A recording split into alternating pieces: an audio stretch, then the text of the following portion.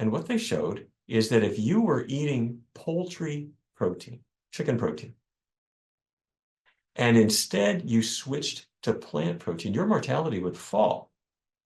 If you ate egg protein and you switched to plant protein, your risk of dying at any given time point would fall. So there's something about changing the type of protein, independent of the fat content and other factors, that plant proteins are associated with lower mortality. Something else, when the meat is heated up, when it's cooked, heterocyclic amines form. These are carcinogens that form when any skeletal muscle is cooked. And are they there in chicken? You bet. This one called FIP is perhaps the best known and most regulated one. And our research team went into McDonald's in California, and Applebee's and Burger King and Chick-fil-A and Chili's and Outback and TGI Fridays. And we took chicken samples from every one of these chains, and we found FIP, this carcinogenic heterocyclic amine, in every store, in every sample. Chicken is the biggest source of it, and it's simply there.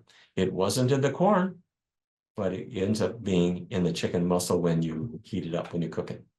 All right, so we're not only changing the proteins, we're also changing the fats. Chicken fat is about 14%, I'm sorry, corn oil is about 14% saturated fat, but the chicken fat that it converts to is about 30% saturated fat. What I'm saying is the corn goes in, the chicken's body modifies it, and the saturated fat content doubles. If you thought chicken was fat-free or healthier fat or something, well, sorry to tell you, 30% saturated fat, not good.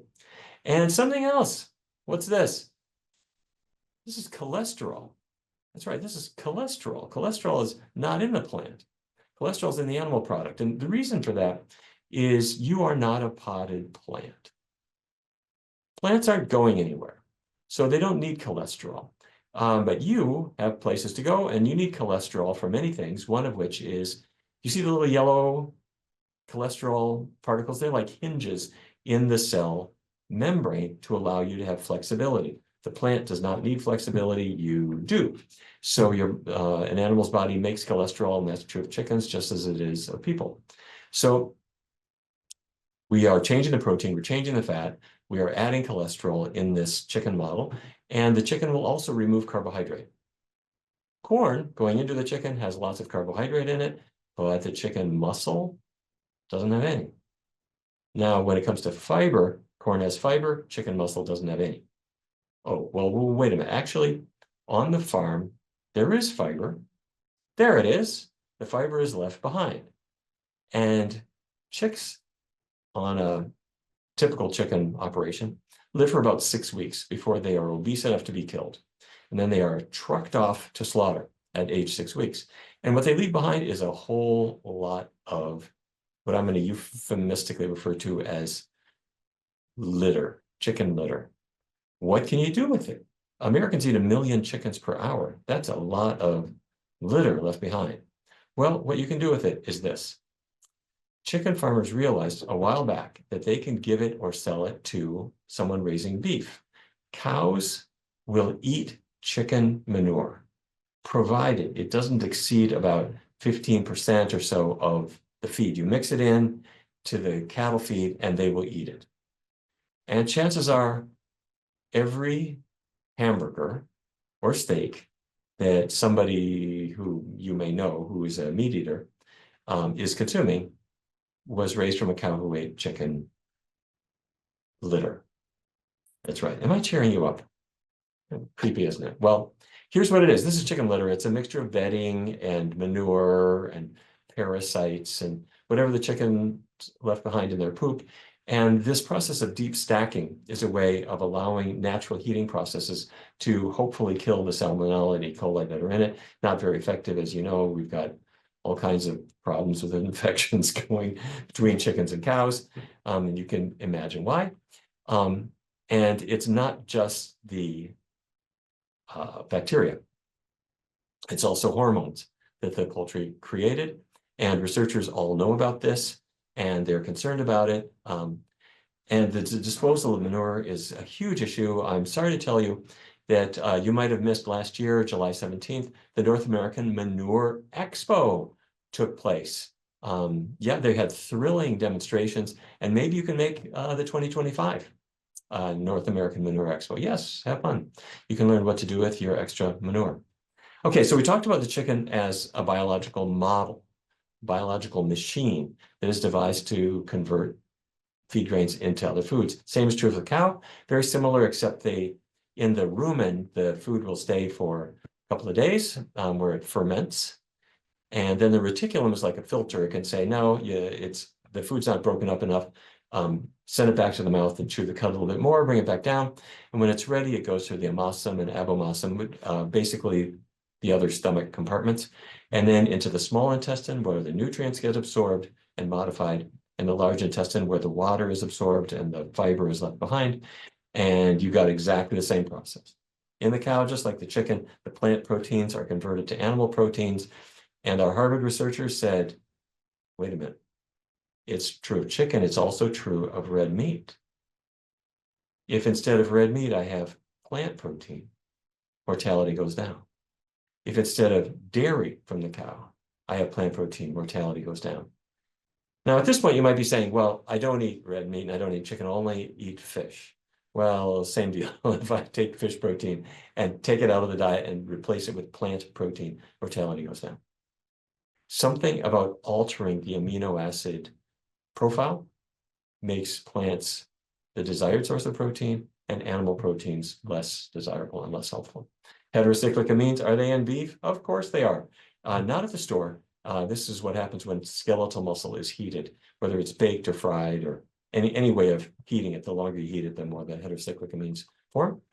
Saturated fat, yep, corn oil, only 14% saturated fat. Beef tallow is 50% saturated fat. Hold on to your coronary arteries. Cholesterol, is there cholesterol in beef? Yes, of course, you know that. But there's a couple of things in beef which are a little bit different from in chicken. And iron is one. Back in the 1950s, we had the idea that the more iron you could get in, the better you were. That iron was something you just couldn't get enough of, and meat was a big source. Now, corn has some iron. Plants have a form of iron called non-heme iron, which is the kind you want. Because if you have insufficient iron in your body, non-heme iron is more absorbable for you. If you have too much iron already, the non-heme iron, the absorption of it can be reduced. Your body can take in more or take in less depending on your needs. It's good homeostasis. Meat has both heme iron and non-heme iron. Heme iron can't be regulated by the body. It just barges into your party whether you were invited it or not. Here's the problem. The problem is that many people are already iron overloaded. They've got plenty, and with heme iron, they just add more and more and more. Is that a problem? Yes. We've known for many decades that excess iron is bad for cardiovascular health, bad for the heart. You've heard of hemochromatosis. It's also bad for the brain. It's linked to Alzheimer's disease. Iron is a transitional metal. It rusts. And the particles of iron in your body will transform as well, liberating free radicals that attack the brain, attack your body in other places. So it also leads to diabetes. At Harvard, they did a study of more than 200,000 people and showed that the higher your heme iron intake, the higher your risk of diabetes.